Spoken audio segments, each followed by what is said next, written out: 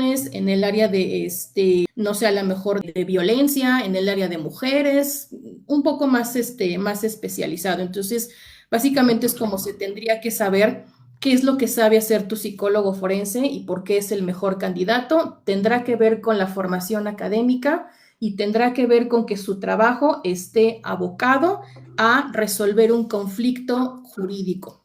Oye, licenciada, y por ejemplo, una pregunta que me hace mucho, ¿cómo yo puedo detectar o cómo usted puede detectar que un niño está siendo alienado? ¿Cuáles son las señales que deberían los padres de a lo mejor estar vigilantes de que el niño empiece a hacer? Correcto. Es un poco más común que se presente esta sintomatología en pequeñitos que son menores de 12 años. No quiere decir que los adolescentes no lo tengan, pero es más común en los menores de 12 años. Y esto tiene que ver con la poca experiencia que tienen los pequeñitos ante situaciones que son nuevas para ellos, es decir, son fácilmente manipulables, son muchas situaciones las creen, lo que sea que les digas, ellos te lo van a creer. Y más viniendo de adultos que son sus cuidadores principales, que casi siempre es mamá y papá y a veces los abuelos. Entonces, esto tiene que ver con un tanto de, pues, la lealtad que tienen hacia papá, mamá y los abuelos. Y es también lo que nosotros les enseñamos, ¿no? Tienes que hacerle siempre caso a tu mamá, siempre caso a tu papá o a los abuelos. No les explicamos, que la verdad es un poco complicado llegar ahí, no les explicamos cuáles serían las alternativas de decir aquí no vamos a creer esto, ¿no? Y la verdad es que es un tanto arriesgado llegar a ese punto, pues porque también podemos hacer que los niños, siendo tan pequeñitos y con tan poca experiencia, pues entonces desconfíen de todo mundo y en el momento en que necesitamos que nos comuniquen información importante o que ponga en peligro su vida, pues es altamente probable que no lo comuniquen. Entonces, pues bueno, te decía, se presentan menores de 12 años, que es lo más común, y tiene que ver con información que ha sido proporcionada normalmente de papá y mamá, que tiene que ver con el objetivo es formar una imagen negativa de mamá o de papá, del otro papá contrario. Ese es el objetivo. Y lo van a realizar mediante la manipulación psicológica. Tendrá que ver con, pues, un tanto comprar el cariño, la aprobación y la confianza de los niños. Si tú hablas mal de tu mamá o de tu papá, de mí vas a obtener un beneficio. Desde dulces, juguetes, te saco a pasear, algo, obtienes un beneficio. Ese es como uno de los objetivos. Y nos vamos a dar cuenta porque entonces los pequeñitos que no tienen la culpa, realmente no tendríamos por qué volcar esto hacia que los niños son los responsables. Lo que va a suceder es que los pequeñitos siempre van a inclinarse por esa persona que les da un beneficio. Y esto es perfectamente normal en los niños pequeñitos. Siempre van a preferir. Si llega un niño que nosotros, bueno, como padres sospechamos que está siendo alienado, ¿qué preguntas le haría a usted o qué respuesta esperaría que le diera a entender que el niño está sufriendo de una alienación? Pues básicamente tendríamos que ver los motivos por los cuales está generando rechazo hacia mamá o hacia papá. Eso es como que lo básico de esto. Puede existir desde el rechazo genuino, es decir, que tú puedas observar que no le gusta estar con esa persona porque hay actos de violencia, actos de abuso o por algo que de veras le está molestando y le está generando una incomodidad. Pero inclusive cuando te dicen, oye, es que mi mamá me golpea, ¿cómo sabes si es mentira o es verdad? Por el contenido de su discurso, es decir, cuando un pequeñito está en realidad viviendo una situación de violencia física o psicológica, puede detallarte, y eso tienen que tener mucha atención, puede detallarte cómo se siente en esa situación. Más allá de describirte cómo te pega y en dónde te pega, cómo te grita y cuándo te grita, más bien te va a describir las emociones que está desarrollando en ese momento. ¿Cómo te sentiste? Me sentí triste, me sentí enojado o me sentí algo, ¿no? Algo que tenga que ver.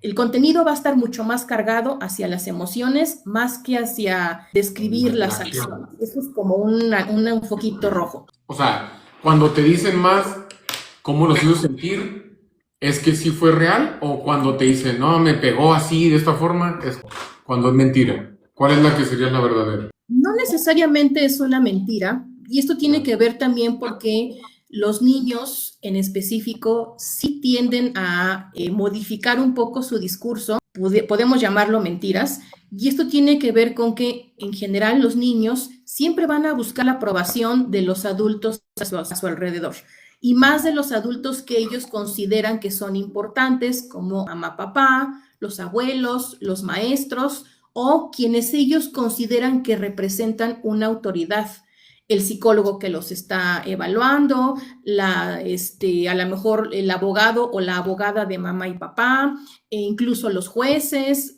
ministerio público, o sea, alguien que ellos digan, híjole, si no le digo lo que quiero escuchar, me voy a meter en problemas o yo o a mis papás. Entonces, es normal que los pequeñitos tiendan a decir mentiras con el objetivo de buscar aprobación de los adultos. Entonces, sí, esa ya es su naturaleza, pues hay que prestar mucha atención en el resto del contenido de su discurso, que va a estar mucho más cargado hacia la parte emocional. Muy bien. Y una pregunta, licenciada Raquel. ¿Yo puedo pedir o cómo sería el pedido para que una psicóloga forense entre como prueba para mi caso? ¿O eso lo hace el juez solamente o lo puedo pedir yo?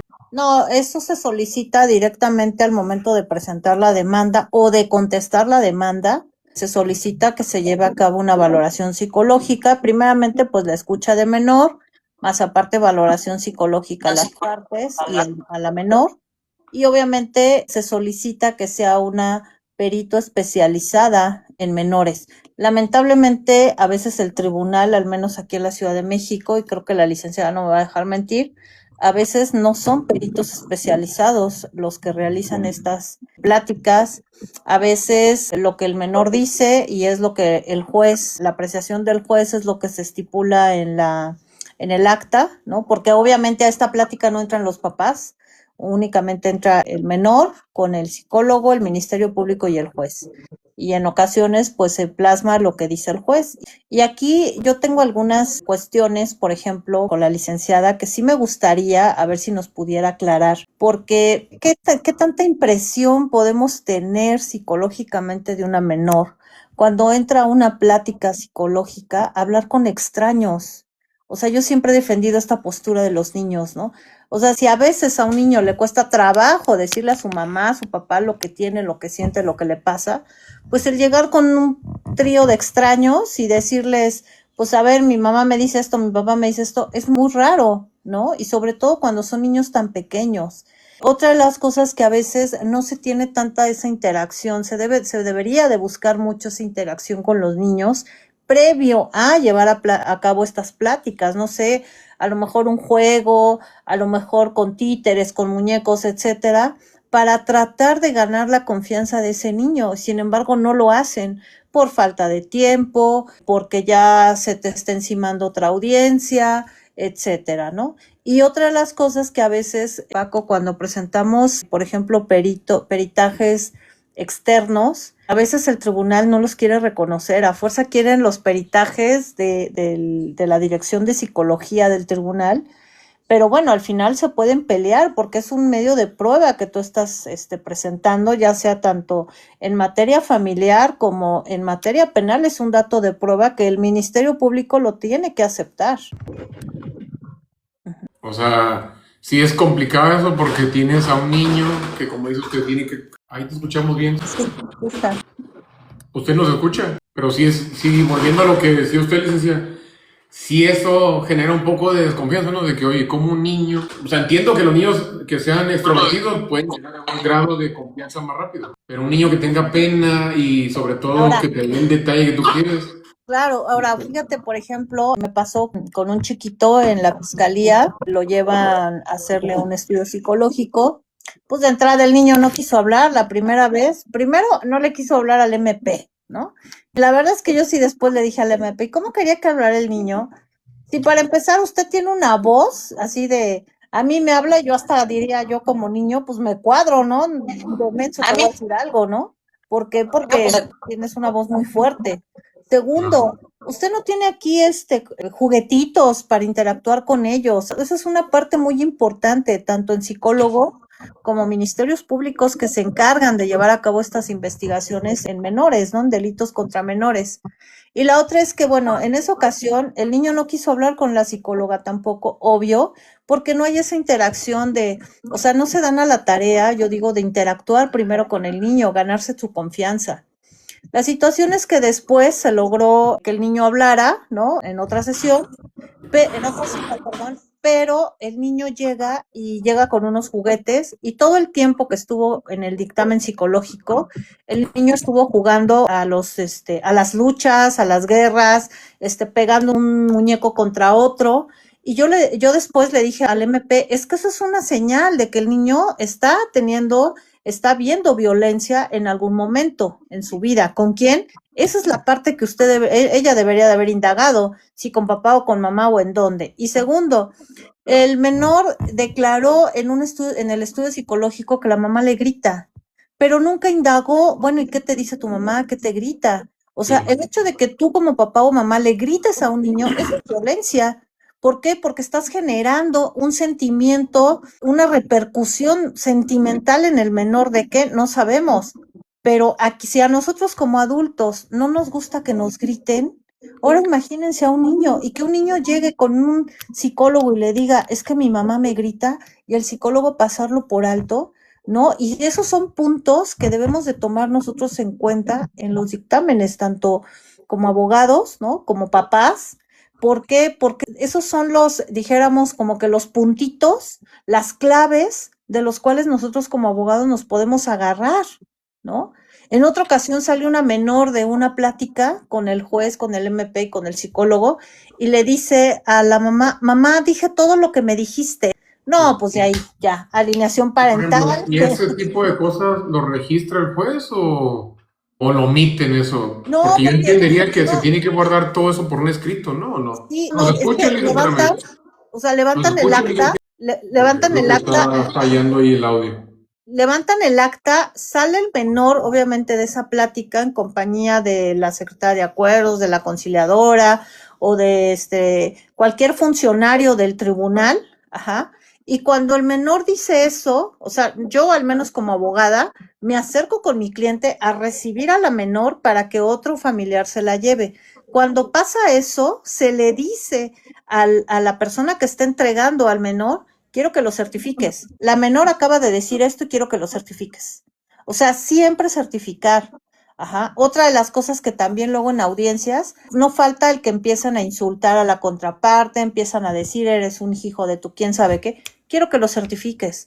¿Por qué? Porque para mí una persona que no sabe controlar sus emociones frente a una autoridad, así de fácil, no va a tener una buena crianza hacia un menor. ¿Cómo lo va a educar? ¿Cómo lo va a poner ante la vida, no? Digo, no sé. Déjame ver con la licenciada. Eso afecta. Con la licenciada Carla. ¿Nos escucha ahí, licenciada? Porque creo que no sé si está el micrófono prendido, ¿no? ¿Nos escucha? Yo sí escucho bien. ¿Ustedes pueden escucharme correctamente? Ahí ya lo escuchamos bien. La pregunta esa que le había dado a la licenciada, no sé si la puedo escuchar. Sí, mira, para llevar a cabo la escucha de menor, necesariamente debemos de seguir protocolos de actuación. Sí los hay, sí los existen, y bueno, el protocolo de actuación dicta que para que se lleve a cabo una escucha de menor, dentro de la audiencia necesariamente deben de existir por lo menos 4 personas. Debe de estar el juez, que es quien va a dirigir las preguntas y la escucha de menor. Debe de estar, por supuesto, el menor de edad. Debe de estar presente Ministerio Público, que son quienes se encargan de funcionar como los abogados de los niños. Y debe de estar un psicólogo que esté especializado en infancias. Y a veces, no siempre, a veces se solicita que esté una quinta persona, que es una persona de confianza de los menores. Esta quinta persona, la persona de confianza, es opcional y en mi experiencia no siempre recomiendo que esté esa persona ahí porque casi siempre la persona de confianza, pues es tan de confianza que los pequeñitos, como te decía, empiezan a tener un discurso para quedar bien con los adultos. Claro. Entonces, oye, licenciada, y por ejemplo, en o sea, ¿cuánto tiempo dura la escucha del menor, perdón? ¿Cuánto tiempo dura esa sesión? No hay un tiempo estimado, sin embargo, dependiendo de la edad que tengan los pequeñitos, es lo que se sugiere desde la psicología, es el tiempo que se sugiere. Un aproximado en menores de 8 años pueden aguantar por decirlo así, un interrogatorio de aproximadamente 10 minutos más o menos. Y eso pues porque su misma naturaleza hace que estén distraídos, inquietos, la travesura o, bueno, así son los niños pequeñitos. De esa edad en adelante se sugiere que pueda ser hasta 20 minutos más o menos y adolescentes entre 17, 18, entre 16 y 17 años pues puede ser hasta 30 minutos. Y esto también... Perdón, y en esos 10 minutos, ¿qué tanta información podemos obtener? En el interrogatorio del juez, en la escucha de menor, la verdad es que muy poca. Muy poca. La verdad, no hay tanta información tan sustancial, es meramente protocolario. La verdad es que debería de tener una función distinta. Me parece que quien debería de llevar la entrevista debería de ser el psicólogo y un psicólogo especializado en infancias, pues porque el psicólogo es quien sabe cómo comunicarse con los niños, qué es lo que debe preguntar, qué hacer cuando un niño no quiere contestar o cuando un niño te contesta con inconsistencias. O sea, el psicólogo está un poquito más capacitado para llevar a cabo esta sesión. Sin embargo, pues bueno, dado lo que dicta el Código de Procedimientos Civiles y familiares, pues dice que así es como se tiene que llevar a cabo. Sin embargo, sí podemos tener un elemento que nos puede salvar un poco para que se lleve a cabo de mejor manera la escucha de menor. Y esto tiene que ver con la preparación del menor. Previo a que entre a la audiencia, necesariamente, si lo dicta el protocolo de actuaciones, debe de haber sido preparado por un psicólogo infantil, en donde le tiene que explicar pues desde qué va a suceder, por qué le van a preguntar, qué pasa si no contesta, qué pasa si dice mentiras, o sea, tratar de tranquilizarlo lo más posible, tratar de hacer que el pequeñito vea el ambiente como lo más amigable posible, pues es como una herramienta que podemos usar. Y así como te digo... Perdón que le interrumpa, licenciada. Lo preocupante aquí es, como dice usted, ¿no? Son 8 minutos.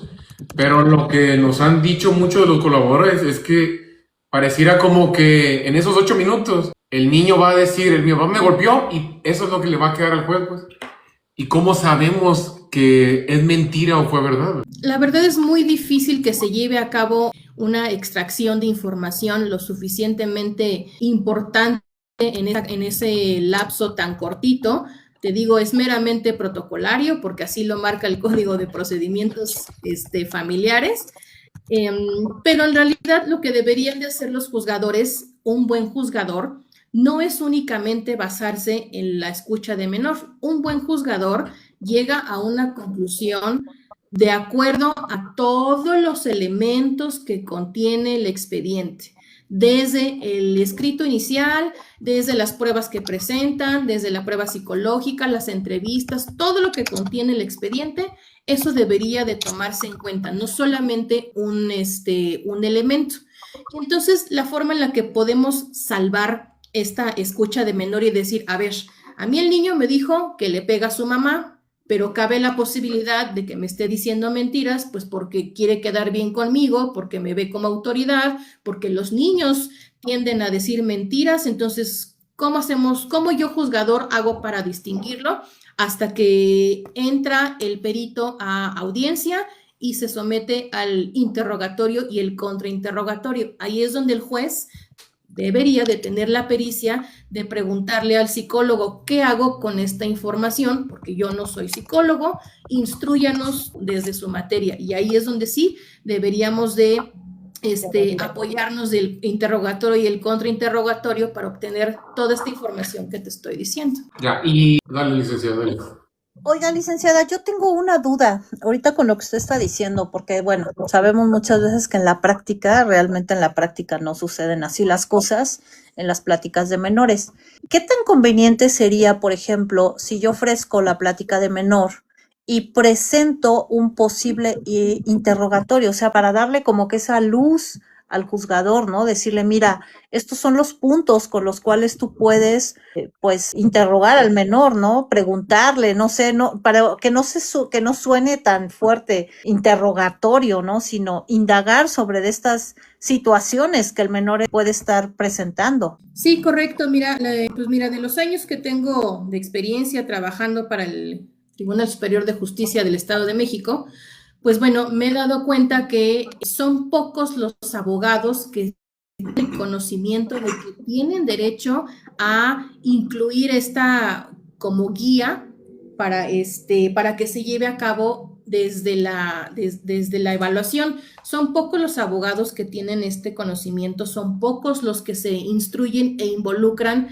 en la materia que no les corresponde, que sería psicología, y entre comillas no les corresponde. Digo entre comillas porque si vas a trabajar de la mano con un psicólogo, te prometo que te urge saber qué hace un psicólogo si van a trabajar de la mano, y más porque todo lo que tenga que ver con las ciencias forenses, sin importar el área en la que te desempeñes, lo trabajamos todos de manera interdisciplinaria. No nada más es uno, somos un montón los que intervenimos. Entonces, pues más vale saber qué hace el otro.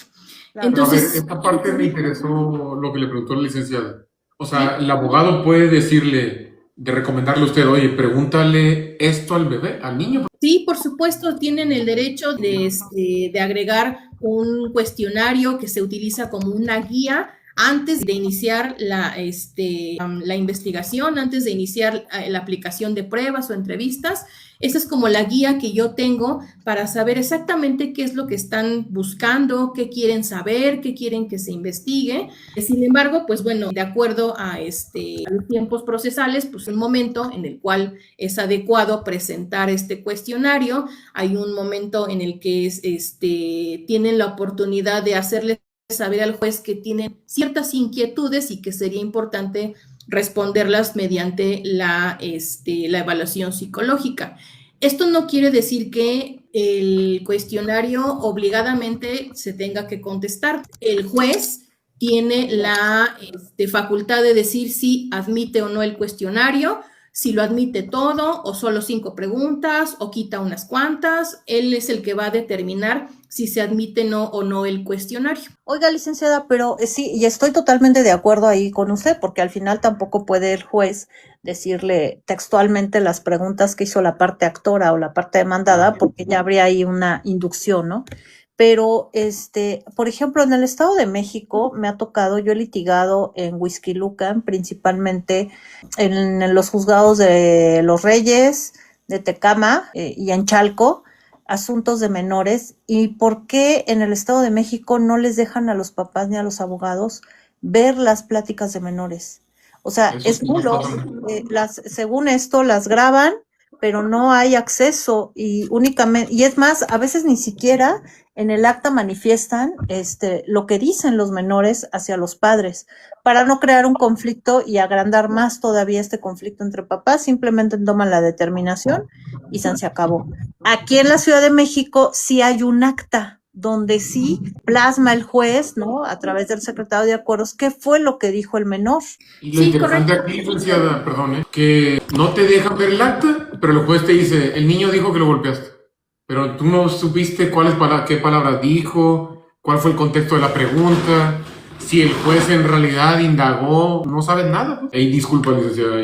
Sí, la verdad es que pues no todas estas prácticas son acertadas. Y esto tiene que ver con que hemos tenido muchos casos en los que papá y mamá utilizan esa información para ahora ir en contra de los hijitos, reclamarles y recriminarles, ¿por qué dijiste esto de mí?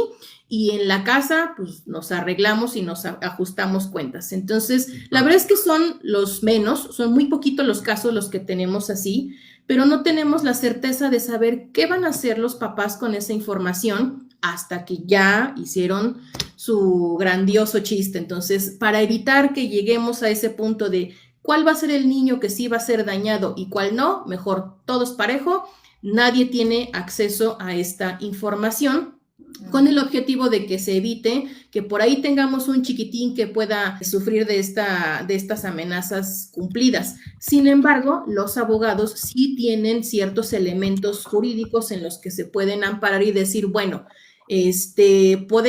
tenemos derecho a tener acceso a lo que dijo el pequeñito en la escucha de menor, y lo que podemos hacer es que a lo mejor podemos dejar como ciertas cláusulas, ¿no? O sea, si en el dado caso de que sucedan, no sé, que se utilice la información indebidamente, pues a lo mejor que sean acreedores multas, horas de arresto, yo qué sé, ¿no? Las medidas que sean necesarias. Entonces, eso sería como una herramienta que se puede utilizar. Tengo derecho a ver la escucha de mi menor y a cambio te digo que si me equivoco, si la utilizo de manera inadecuada, puedes tu autoridad darme una sanción. Eso sería como... Oye, pero eso es bien interesante, ¿no? Porque o sea, yo no entendía cuál era la razón por la que no te pudieran prestar la indagatoria. Porque si yo pensaría, ¿no? Si el juez tiene miedo que el niño en su casa lo vayan a reprender, yo pensaría que ya es una alerta de que no estás con el padre idóneo, ¿no? O sea, yo si fuera el juez diría, ok, aquí está el escrito y te cito 1 o 2 semanas después para ver cómo está el niño y le voy a hablar si tú le dijiste algo. Porque, o sea, esa es una parte para mí fehaciente de una prueba, ¿no? ¿Cómo habló el niño? ¿Cómo se comunicó? ¿Si estuvo la mamá presente? ¿Cuál fue la pregunta? Y para mí sería importante porque me van a juzgar de algo que dijo el niño y yo no sé en qué contexto lo dijo, ¿verdad? Mira, desafortunadamente cuando son asuntos legales, el que tú quieras, cuando una persona sabe que está siendo evaluada y juzgada, incluyendo a los niños, incluyendo a los adultos, necesariamente van a terminar desarrollando cierta sintomatología que pues es un tanto inevitable. Son personas que pues incluso hasta se ponen más guapos porque van a la audiencia. O sea, físicamente ves una persona diferente de lo que ves en el día a día. Se les sugiere incluso que hablen diferente, que no hablen con groserías, que tengan mesura. O sea, tú ves a una persona en audiencia y en evaluación psicológica, una persona totalmente distinta a lo que es en su rutina. Por lo tanto, esto que me decías de, bueno, a mí yo necesito saber qué fue lo que dijo mi pequeñito, pues con ese objetivo de tomar las medidas necesarias en cuanto a prevenir que suceda algo incorrecto con mi hijito, pues la verdad es que a veces es